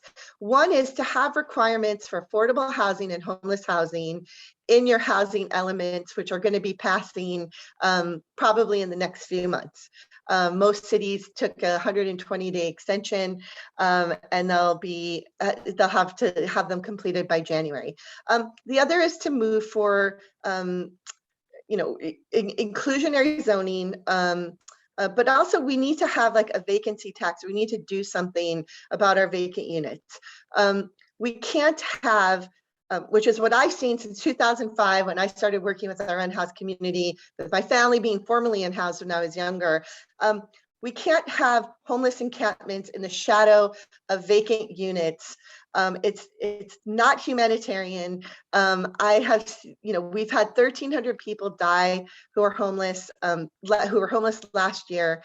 And this, the sheer magnitude of what we are facing here, once the eviction moratorium is lifted here in Los Angeles, is really incredible. UCLA did a report on this. The Aspen Institute did a report on this, on how many people are vulnerable for eviction. So we are at the front lines, both for renter protections and keeping people in their housing, but we also need to do everything we can to send a signal to our elected officials that it's no longer okay to have a housing model that is based on incentives as opposed to requirements. We have been on this model in LA for, well, definitely since 2005 when I started working on this.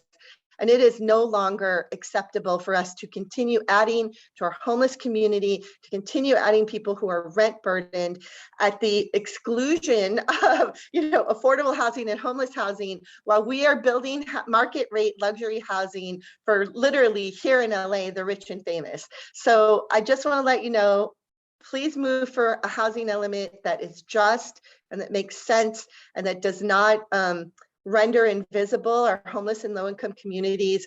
Please move and supporting every rent control and tenant union that you can here. We're on the cusp of, I think, a large movement here based around renters, but around rent control too. So I just want to let you know, we're facing a lot here in LA. We appreciate everyone's support, but we need to push more on our elected officials. Thanks. Thank you so much. Susie, couldn't agree more. We do have a homelessness crisis in LA. It's very visible. We need to get folks off the streets. At the same time, folks are falling into homelessness at a rate that I had no clue was happening. So we need protections. We need more truly affordable units, truly affordable, that real, actual working class people can afford. I'll get off my soapbox. I'm not running for anything, so I have no campaign pitch, but we need all the things. And thank you both, and I'll pass it back to our chair.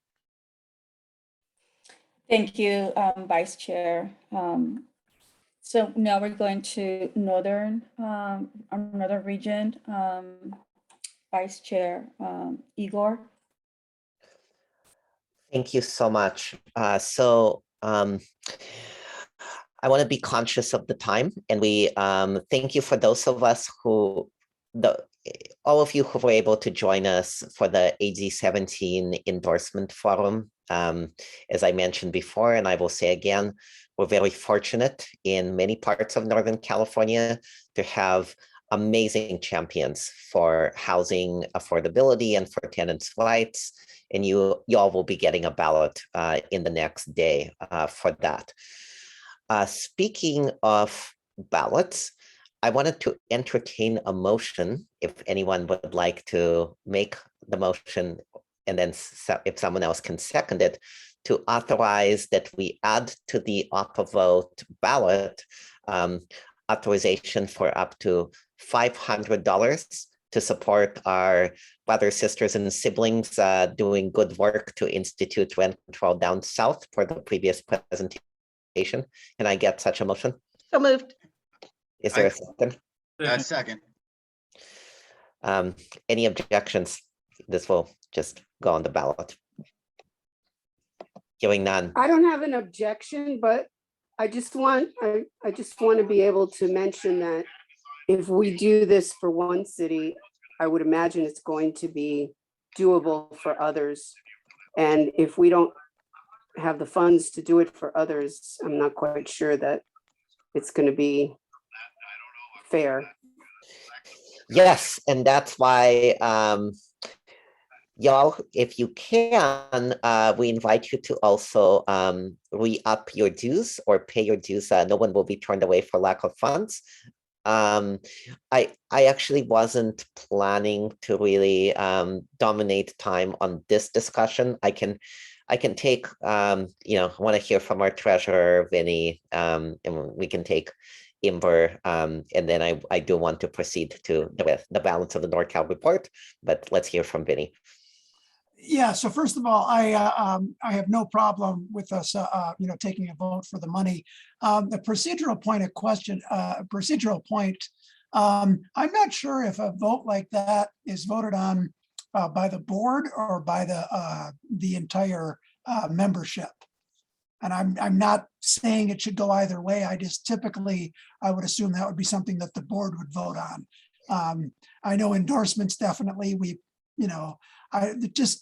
again, I'm just throwing that out there. I don't know, and I'm not trying to advocate for one or the other. The second thing, I would say it's possible we get other cities doing this kind of thing, but I think for now, we do have one city, and you can bet your bottom dollar that there's going to be a lot of money for the opposition. So, we do have, like I say, we have about $1,300 now.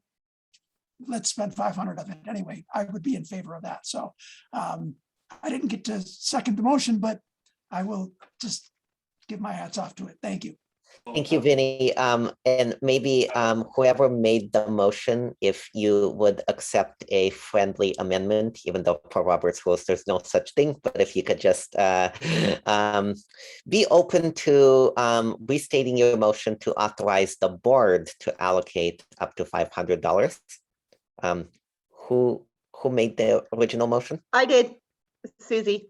Okay, okay, my motion is to authorize the board to allocate $500 to the Pasadena Tenants Union. Although, do we have to have another vote or? I would separate those. I think we can just flat out say, let's vote. And if you want to make that motion, I'm happy to second to say that we will provide $500 in okay, funds. my motion is to provide $500 to the Pasadena Tenants Union. I appreciate the motion, but it's out of order. We do not, so I think that we need to take it back to our meeting and really think this through. That is my recommendation. Okay. Yeah.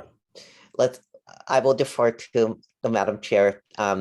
This has been a request of the board to consider this. So we will take that into account the next time we meet. For the balance of the report, I just wanted to report on a couple of things. First of all, in my hometown, also Alfred's hometown of Berkeley, we are working on a Tenant Opportunity to Purchase Act. Since this effort started, several other jurisdictions, including Oakland, East Palo Alto, and the city of LA, have moved on a Tenant Opportunity to Purchase Act. So it's very exciting. It actually is an excellent framework for some statewide legislation that we're going to be talking about shortly. And on a more somber note, though, I wanted to actually ask that when we adjourn, that we adjourn in memory of Supervisor Wilma Chan, who was just out in broad daylight walking her dog, and was tragically run over by a car. In our platform, which submissions are due this week, we're going to be looking at what the party says about Vision Zero.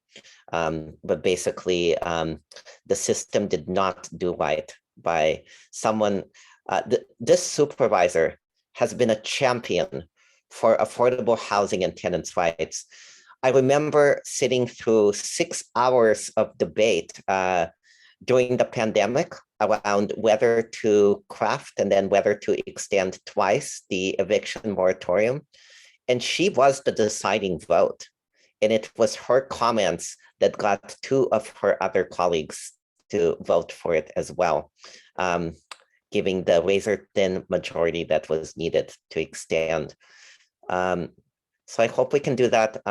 Today, actually, the Board of Supervisors chose to appoint to a chief of staff in a caretaker role. Pretty controversial. She was also the only API woman, the only woman on the board. Her chief of staff is neither API nor a woman, but I digress.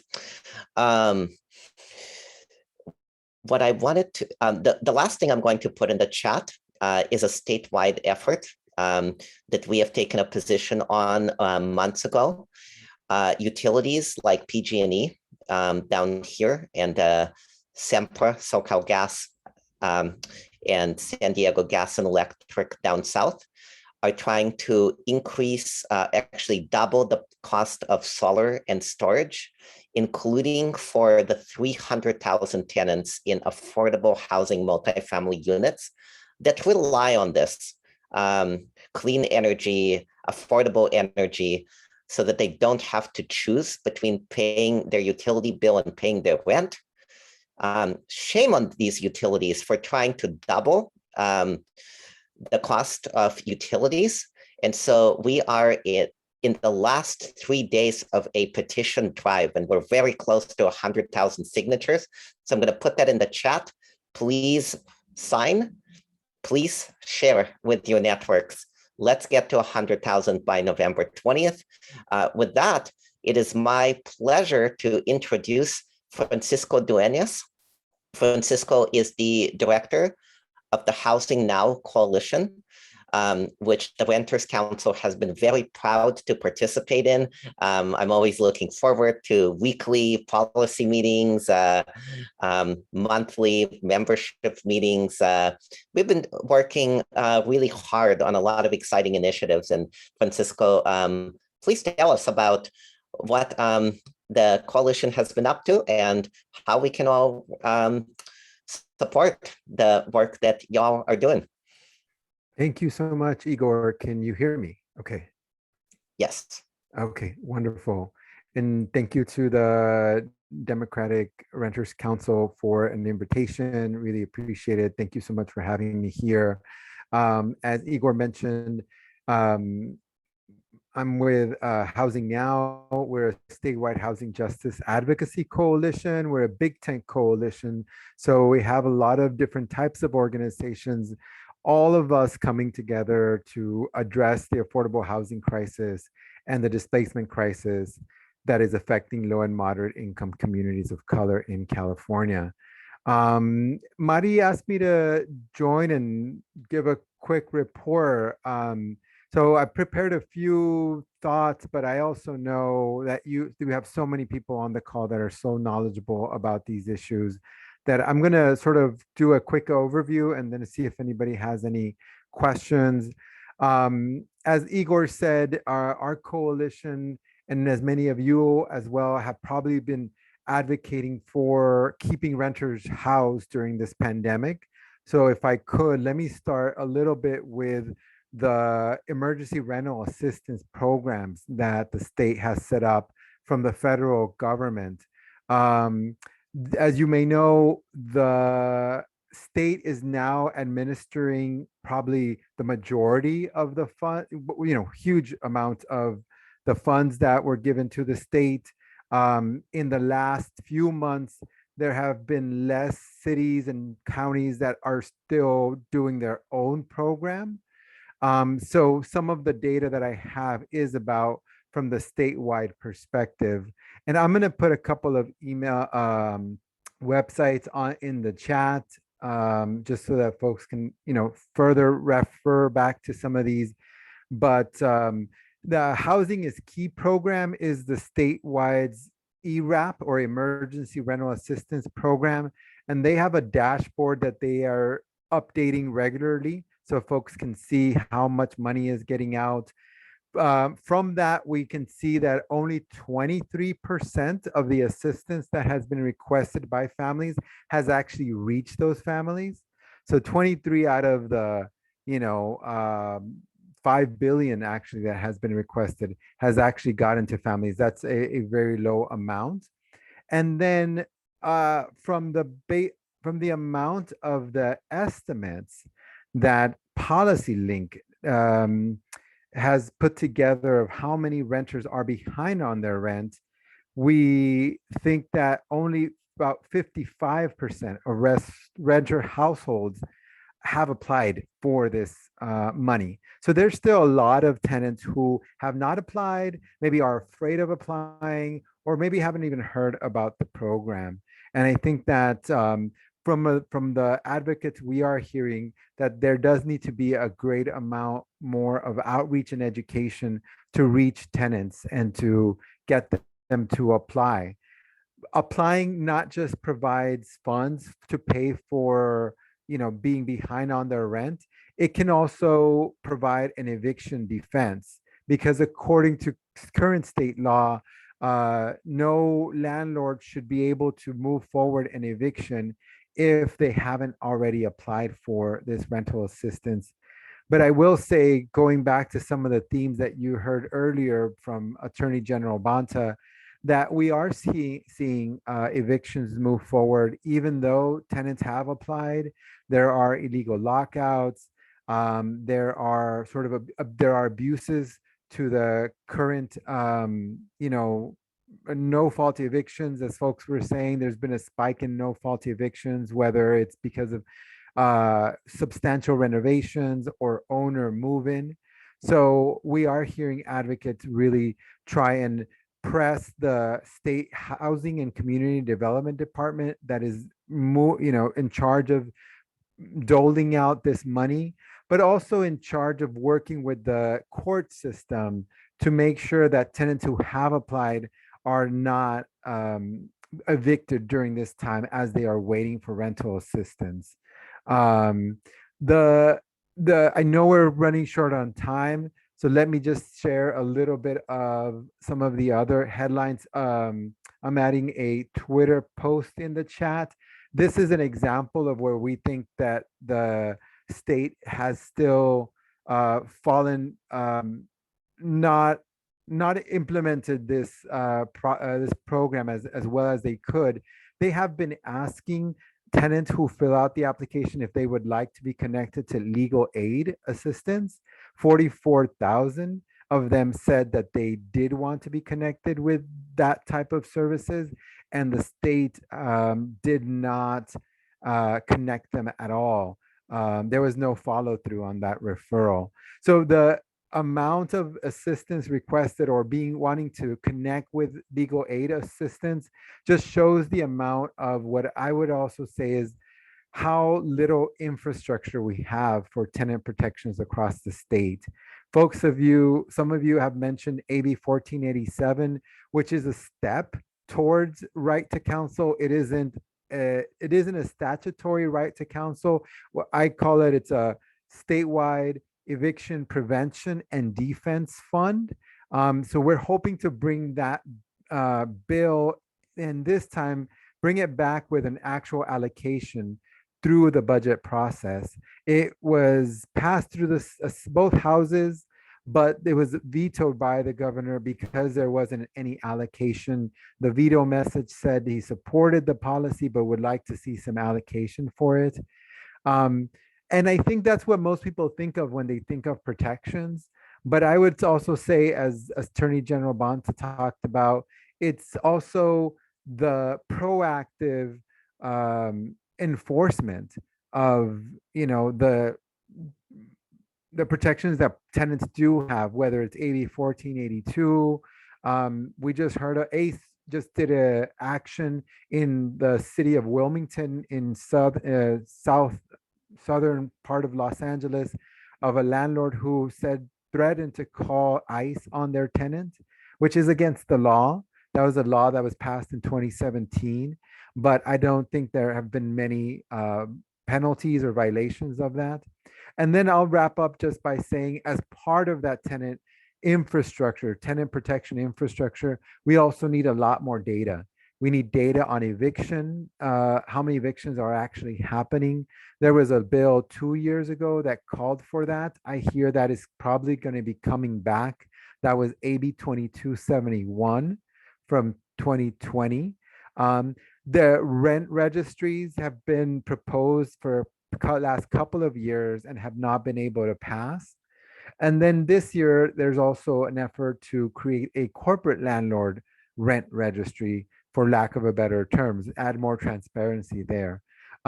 So some of the other things that are on our radar that folks have not already mentioned, some of things have already been mentioned, but there is a couple of, at the intersection of criminal justice reform and housing, there is talk about a ban the box for housing bill that I think folks would be very much interested in supporting, as well as a bill to prohibit crime-free housing ordinances. These are ordinances that say if there's, a person has had any sort of previous criminal background, that they should be evicted, or that they shouldn't provide housing. Then there is an effort to add housing status as a protected category from discrimination, which I think is also very important. And there's also talks about reviving an effort to make housing a constitutional right in California, which is actually a constitutional amendment that was proposed by former Assemblymember Bonta. So I'll stop there, and happy to continue to be a resource. And I'm going to put my email in the chat if folks would like to get a hold of me about any of these particular efforts. And really looking forward to continue to working with the Renter Council. Thank you so much, Francisco. I urge anyone who can devote their Thursday afternoons to attending the Housing Now meetings on Zoom. I always learn a lot, and it's an opportunity to contribute to this statewide coalition because together we are powerful. So thank you so much. And please contact Francisco if you would like to get looped into this work. Back to you, Madam Chair. Thank you, Vice Chair Igor. So we're now to the agenda item 10, and this is the 10, the Renters Council action items. I believe that we do not have any, if I'm correct. We don't have any resolutions or legislations that we were voting on. So, so with that, is that correct, Alfred? That is correct. Okay. So, but there's, we would like to talk about. Can I, sorry, I should have done this sooner, but there is one piece of federal legislation that I am pulling up right now. Alfred, you may remember faster than I do, but it's two companion bills. One that was introduced by Cory Bush. The other one was introduced by Senator Warren. And it's basically a continuation of the cancel rent movement. So I'd like to see if we can endorse that as soon as I can find the names of the bills and the numbers, and I'm very close to getting them up and running. Okay.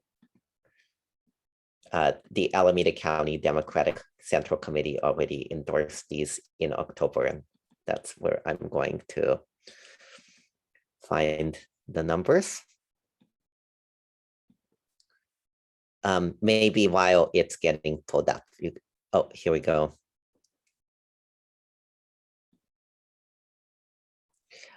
S-273 by Senator Warren and others, the Keeping Renters Safe Act, and HR 5307 by the amazing member of the squad, Representative Bush, and others, also the Keeping Renters Safe Act. I would like to move that we endorse these two companion bills as the Renters Council. A second.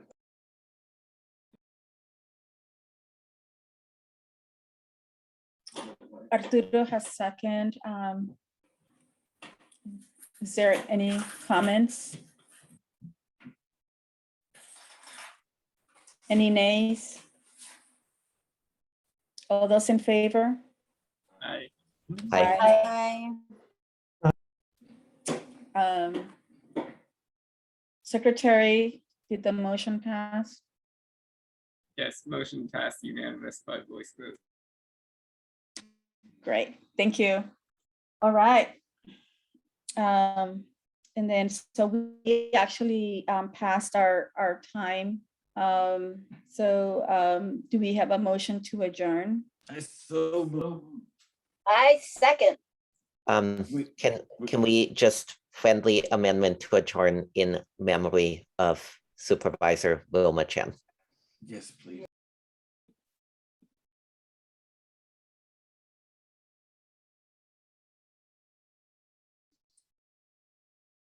A moment of silence.